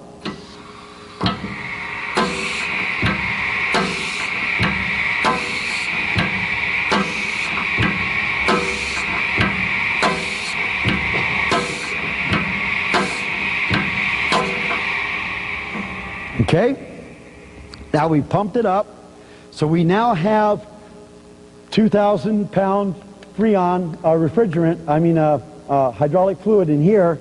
Now if I turn this, it's going to allow it to go into this motor here, and that's going to light up the light bulbs. Ready? Let's do it. Those light bulbs right over there will be the ones that light. Okay, let's go. Okay, so we light the light bulbs from energy we're taking out of the room in a regular little Freon bottle. Power? Yes, indeed, power. But now let me tell you the best part. The best part is, when we were down there at those panels, remember I told you that when we had R12 in there, we had so much pressure in there that it was popping all the nipples. So it popped all the nipples on it because the pressure was 500 pounds per square inch.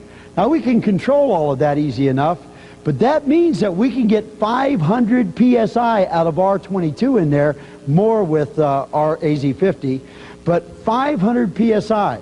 Now if I can magnify the pressure from 500 psi 15 times, what's 15 times 500? Anybody?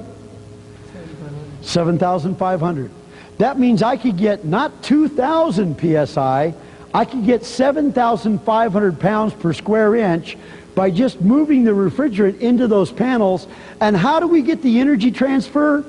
Well, because we've got the sun shining on them, the wind, the rain, the sleet, the hail. But guess what? If we're rolling down the road and we got wind going across them, remember the best thing that happens to that panel down there is airflow, because you get more exchanges over a given period of time. Take a truck. On the sides of the truck, put those 8-foot by 3-foot panels all along the side of the truck.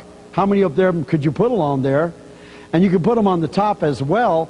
And as it travels through the air, imagine that 60-mile-an-hour wind going across that thing, making all those exchanges that are instantaneous heat transfers, and you get the idea of what I'm talking about here. 7,500 psi is a lot of psi. This right here, this baby right here, also, if you look on the back of it, we got these little hydraulic hoses that are going into the back of this, because this is not only the hub of a truck tire, this is also a hydraulic motor. So built right into the truck tire is a hydraulic motor. This hydraulic motor here maxes out. It is the maximum that it can take at 5,000 psi.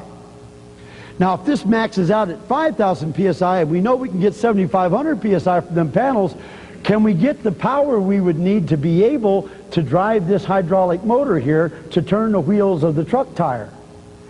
Now, also, it takes volume of hydraulic fluid. This intensifier puts out 13 cubic inches. This one puts out 13 cubic inches. Let me tell you something interesting. This one runs at 26 cubic inches. Does that give you an idea? If we had those two together and we were just running them together, taking the energy from the air from the Freon and just creating 26 cubic inches of that fluid and consistently feeding that 26 cubic inches of fluid in here at 7,000 psi, we'd probably blow this up. So we'd have to cut it down to 5,000 psi. We couldn't go above 5,000 psi. We just control the gas and we can do that. So we could max this out. Well, how much power is there in this engine right here? Well, this motor right here. This motor actually puts out 500 horsepower. Now, if you had one on the back wheel and one on the other wheel of a truck, that's 1,000 horsepower against the wheels going down the road. If you wanted one in the front, or one on each side in the front too, or in any of the other tires, then you'd have 2,000 horsepower. And all you would have to have for 2,000 horsepower is 8 of those intensifiers, and you have plenty of space for panels to be able to keep that gas a-coming. Now, this is kind of an interesting concept, isn't it? Now, I'm going to show you, we've got this hooked up here with a little electric motor. It's plugged into electricity, no problem, that is electric. We're cheating big time. This right here is a hydraulic reservoir. So as we suck the hydraulic, as we take the hydraulic fluid through the pump, we then will be running it past this pressure gauge and back in again. So as we turn it on, I need somebody to come up here and read this gauge for us and tell us what the pressure of this gauge is. Anybody? You want to come? All right. There's the gauge right there. Tell us what the pressure is. It's about 75. Yeah, right? 75 right on the nose. 75 pounds per square inch, right? Okay, so we are now putting pressure on this at 75 psi. Now, is 75 psi a little less than 2,000 psi? Is it a little less than 7,500 psi? Whoa! Now, so at only 75 psi, I want to show you something interesting about this motor. It runs. Now, if it runs with any kind of torque or power on it at 75 psi, what would it do if it was running at 2,000 psi? He's going to open a torque wrench that has never been used before. This is a Sears Craftsman torque wrench. Good torque wrench. Brand new one. And what we're going to do is we're going to hand this to Mike, and Mike is going to try to stop the wheel here so we can see if there's any power at 75 psi. Is there any power on this? As he tries to stop it, by the way, it's going to go in foot-pounds of torque, and as this needle goes in, it goes all the way up to here. It's 150 foot-pounds of torque. Okay, so we're going to see what Mike can do here. All right. And now, when you're ready, I'm going to turn this on. Mike is going to try to stop this, and this needle is going to go down here somewhere, maybe right about there, and that'll be about 80 foot-pounds of torque. Or maybe it'll go all the way to the end, 150 foot-pounds of torque. Let's see what kind of torque we got at 75 psi. We all ready? Okay, here it goes. Maxed it out. So it went all the way off the end of this thing, 150 foot-pounds of torque. Now, so if it does 150 foot-pounds of torque, has all that capability to pull a load at 75 psi, what would it do at 7,500 psi? Take the panels and put them on a railroad car. Hey, if you could put them on the side of a truck, why can't you put them on the side of a railroad car? So all these panels are on the side of a railroad car. They use a locomotive that uses 2,500 horsepower or 3,800 horsepower to pull 50 trains. That's what it does. It pulls 50 trains, 3,800 horsepower. So if you divide that out by 50, you get 76 horsepower on every single one of those boxcars. That's what it takes to pull a boxcar, 76 horsepower. Now this little hydraulic motor over here that uses 2,000 psi is almost that, and the one that Volvo makes that's a little bigger is that, 2,000 psi, 76 horsepower.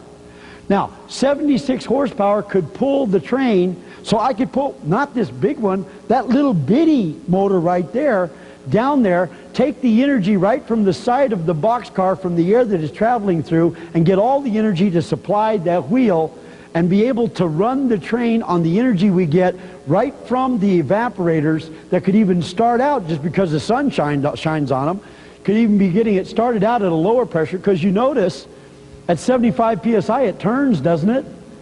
It's just at 7,500 psi it turns a lot bigger and a lot more power and force. It still has force right here at 75 psi, doesn't it?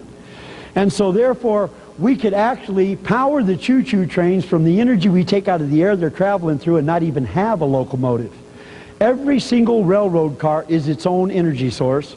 Okay, now I want to show you something else because this is kind of important.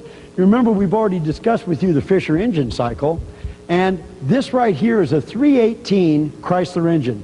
Chrysler Corporation built it. We did not build this engine. Chrysler Corporation built it. It's from their foundry. It has spark plugs on this side, it has the valve cover, and it has not in any way been modified on this side of the engine. Same engine that Chrysler built. On this side over here, it's the same engine Chrysler built, but it's been modified. And the modification over here, this is an 8-cylinder engine. It's a V8 engine. It is the smallest V8 engine Chrysler made. Smallest one. And on this side over here, we got 4 cylinders and 4 over here. We have modified 2 of the cylinders over here. So we've got 2 cylinders modified, because on a V8, if you modify 2 cylinders, you can run it. And so we're able to run the engine just on these 2 cylinders over here that we've already modified. Now, the first thing we're going to do is we want to show you that when we modify this to no longer run with any combustion, you notice there's no spark plugs over here. No spark plugs at all. There'll be no carburetor. And we'll run the engine with no combustion whatsoever. No gasoline, no spark plugs. And in essence, when we run it, we want to see if it has any power. So we're going to try to express to you the kind of power output this engine will have when we modify this engine to the new process. Now, the process here that has been modified to is called the Fisher-Brauer cycle.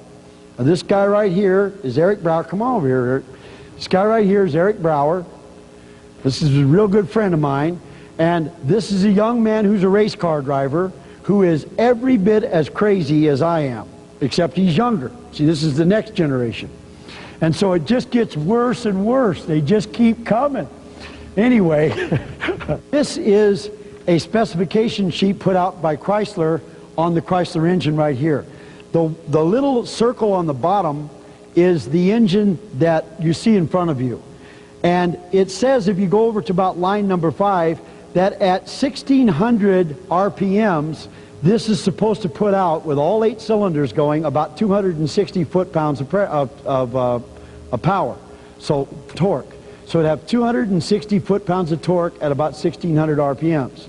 Now, what we're going to do is we're going to start this, we're going to activate 1 cylinder. When we activate the 1 cylinder, we are going to have a torque wrench on this, and we're going to measure the foot-pounds of torque that we're getting from 1 cylinder on this thing, so that we can see if we had all 8 cylinders going, how many foot-pounds of torque we'd be getting from this engine process, the Fisher-Brauer cycle.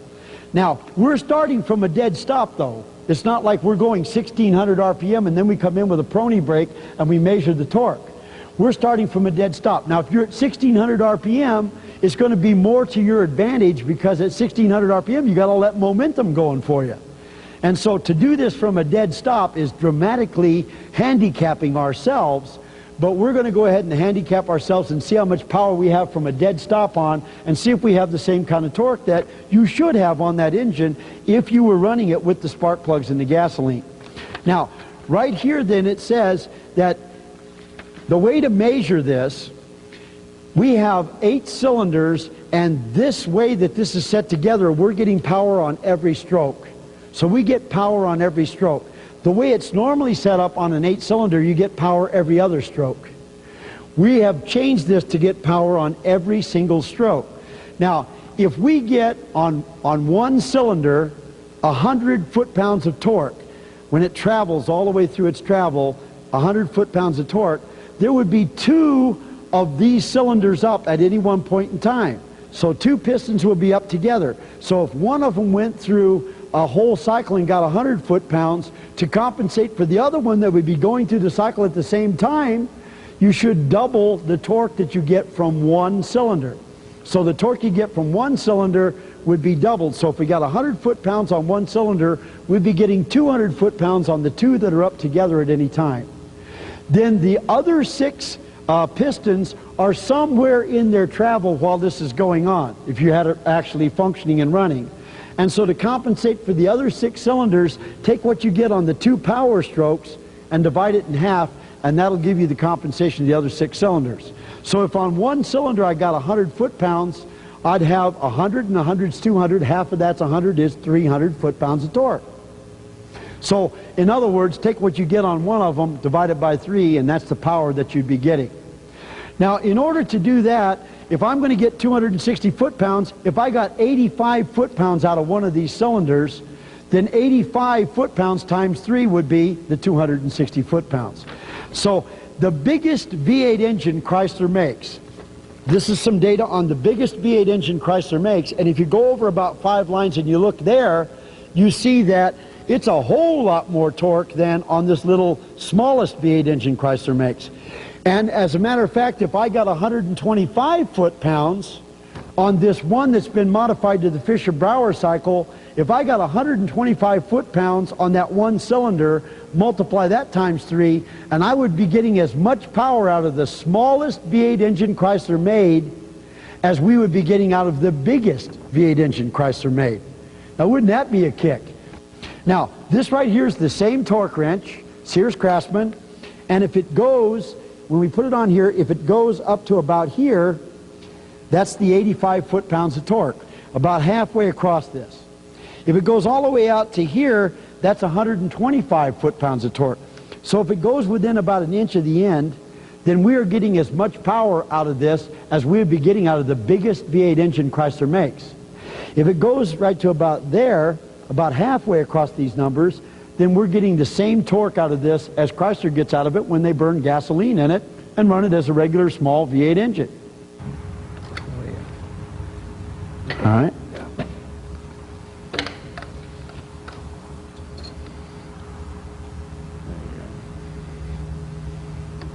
Okay, just pull it out and push it in there. Okay. All right, now, so what we have done then is we've got it set up to where as he activates one cylinder, we're going to get, the motor's going to start trying to turn, the engine's going to try to turn. As it does, this red line is going to go over either to here and be the same power that Chrysler gets, or over to there and be the power of the biggest V8 engine Chrysler makes. Wouldn't that be a kick? Okay? So now when he's ready, we're going to turn that on. Is everybody all set? You ready to do it? Close up on that, and why don't you just go ahead now, just crank it in and activate that thing. Let's go. Hold it, hold it. I love this demonstration. I love it, man. We destroy one of these torque wrenches every single Saturday. This is guaranteed for life, by the way, from Sears Roebuck, so Sears is sponsoring this. Okay, now, over here is the same torque that Chrysler would get on that engine, and over here's the torque that they'd get from the biggest V8 engine that they make, and I don't know what the heck this is out here, but this is all off of one cylinder. By the way, we've calculated that actually, with knowing more about what we're doing now that we're a little further along the road, with the same thing that we're doing, we're going to get somewhere around, what's the torque on this engine? This isn't totally accurate because when you get off of this, it kind of goes askew. What's the whole torque you get on the V8? I calculate that with the pressure available here, which we'll be able to do if we on the Fisher process in the vehicle, we should be able to hit those higher pressures. We should somewhere between 1,200 and 1,800 foot-pounds of torque. Right. Now, 1,200 to 1,800 foot-pounds of torque, 260 is what they were, but the largest truck, semi-truck, runs on about, what, 1,400? Yeah, the really big ones I think are around 1,450 these days. With the 1,450 foot-pounds of torque. So we'll get between 1,200 and 1,800 foot-pounds of torque, probably more like 1,500 foot-pounds of torque, off of the smallest V8 engine Chrysler made. I want you to understand this is the very first unit that we had, and this engine, when we turn it on, we have an exhaust right here. This engine is not closed loop. We're making it closed loop, but what we did initially was just prove that the whole concept would work. And so when Eric put it together, it's open loop right here. So whenever we do this, we're utilizing CO2 right here. This is CO2 in a canister. We're going to run CO2 into the heads, and then we're going to allow the CO2 to come out of here. And so since it has an exhaust, it's going to make noise. Normally, it would come out of here, it would be condensed, we would run it back into the top of the head, and it wouldn't make any noise at all. So I just wanted to warn you, there will be noise here. And also, this header, there would be a header over this, and so this little apparatus here is going to make a clicking noise, and so you'll hear that noise. But here's what we're going to do. With CO2 in the bottle, we use that because it's user-friendly. If we used isobutane or pentane or something, you guys get mad at us because it would smell really bad in here. And so this is user-friendly, so that's why we're using the CO2. But CO2 in here is going to come out of these exhausts, and it's going to come out white as snow. So as you see it coming out, it's going to come out like crystallized. It's going to be white as snow, and then you're going to know that it is condensing in the cylinder. So it's coming out condensed in the cylinder, and it would be easy to then recycle.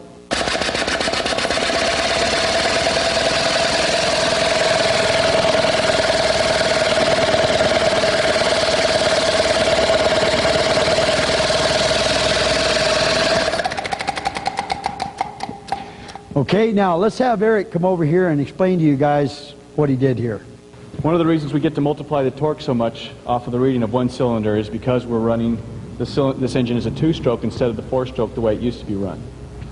So what happens is you can, just to get you down the road where you had to run, say, maybe 75 psi in the cylinder to give you enough force to cruise a flat and level surface at 60 miles an hour, now you'll be able to back that off to probably about half.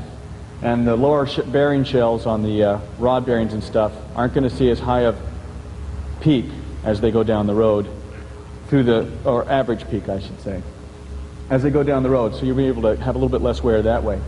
Another thing is that on the combustion process that you get, there's almost never a perfect burn of what happens in the cylinder. The catalytic converter is there because it's supposed to burn the fuel that didn't burn in the engine. So you don't really burn all the fuel in the engine the way cars are set up now, and that means some carbon is in the cylinder after combustion. And that slips past the rings, and it acts like sandpaper as it gets past the rings, and it tends to wear the ring and then the cylinder wall out. And then when it gets in the oil, it makes your oil black, otherwise your oil wouldn't be getting black if it wasn't for this. And the particles are so fine, some of them get through the oil filter and they go down the oil, and they act like very fine sandpaper on your main crankshaft bearings and help the engine wear out, as well as getting splashed up from the crankshaft in there on the cylinder walls, even unfiltered. So you have the wear that you get on the engine from a combustion engine that you won't have on this because of that. And then you also have the heat that's created by the combustion process that gets the top of that piston up to, say, 500 degrees Fahrenheit. And when things are hotter, they wear down quicker. So we'll probably be running less than 250 degrees Fahrenheit. And the piston will probably average half of that or less. So we're running a lot lower temperatures for another thing. And the other thing is this engine can have its crankshaft to crankcase sealed, so you don't have outside air, oxygen, and moisture able to get into the oil. So your oil will not get acidy and contaminated like it does in a regular car now. So that means that your oil will probably never have to be changed for the life of the engine, and with all of the other things that reduce the friction and wear in the engine, you're probably looking at somewhere around 400,000 or more miles that you can get between rebuilds. Okay, $1,500, modify any car, and you no longer have a gas tank, you no longer have an exhaust system. But how do you power it? If you don't have a gas tank, how do you put the energy into it? Well, this right here is a takeoff on a thing called the hot box. It is the world's most efficient thermal storage device. We devised this device actually a long time ago, and I'm going to just give you a brief version of it now, and I'll tell you more when we get over to that side. But right here in this thing that I'm holding, we have a special chemical that can hold two chemicals. One of these chemicals, which we're still testing for stability, can hold about 300,000 BTUs right here in this little tube that I'm holding in my hand. 300,000 BTUs of heat energy. But with the other stuff that we've already tested, that we already know what it is, we can hold about 60,000 BTUs right here. Now, if you can imagine, these little things go into a compartment here that have insulation on them, and also we wind the whole thing in carbon fibers on the outside, which withstands 250,000 pounds per square inch. So impact, you could take this and drop it down the Grand Canyon when it's wound with carbon fibers and you can't destroy it. Nothing you can do to hurt it in any way. We have a hot little bullet, that bullet right there on the inside, that's about 2,000 degrees, and we got this thing sitting right up here inside the engine compartment. We lined the inside of the engine compartment with these, and every one of these things have from 60,000 to 300,000 BTUs of heat energy in them. All you have to do is remember to plug, actually not this little cord because that's a small one, but it would be a much bigger, more beefy cord. Plug that into the electricity at your house, and then this will charge in the evening, and you'll have enough energy on site that if the one thing that we use, we have to use that, you'll have to charge it once a week. But if the other chemical that we're checking for stability right now turns out to be what we think it is, then you'd only have to plug it in once a month, and you'd have all the energy you need for a month's worth of driving by plugging it into electricity one night, overnight, while you sleep. Wake up in the morning, you're ready to go for another month's worth of driving. So you never stop at a gas station. But why would you use electricity, you ask? Because we over here have got a technology that can take the energy right out of the air through the world's most efficient heat pump, couple it with a Fisher heat engine, and produce electricity totally for free at your house. Okay, what is happening right here is this is a direct drive compressor. This direct drive compressor takes Freon from the panels, and it runs that because this direct drive is causing the pistons to go up and down. That gives us heat into the boiler. The boiler expands the other Freon back through that into a double-acting piston that's going back and forth. We're converting with mechanical apparatuses, we're converting that into shaft rotation. That shaft rotation turns this wheel.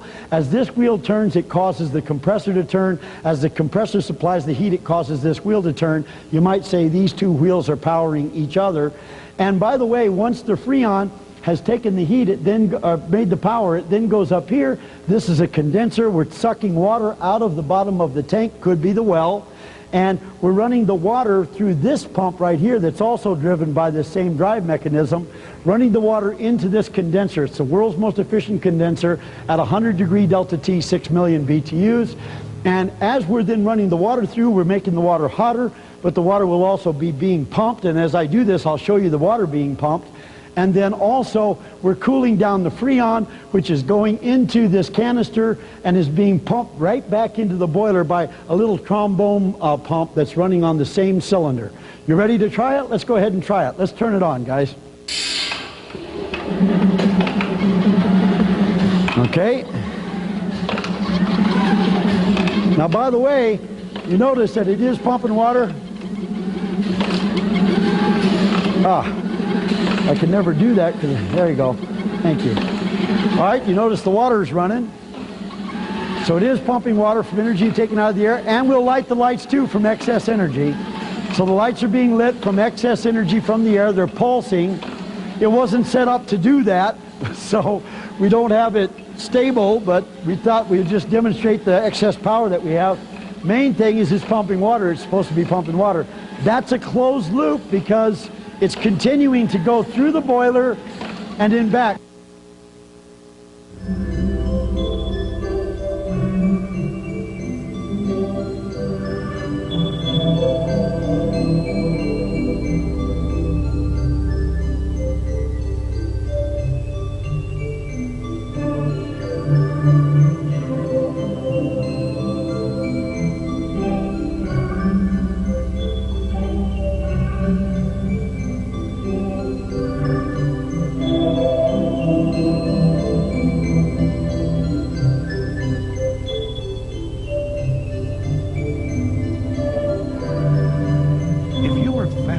By the amazing technologies and concepts you've just witnessed, now you can get even more valuable information and details from the new Energy Series.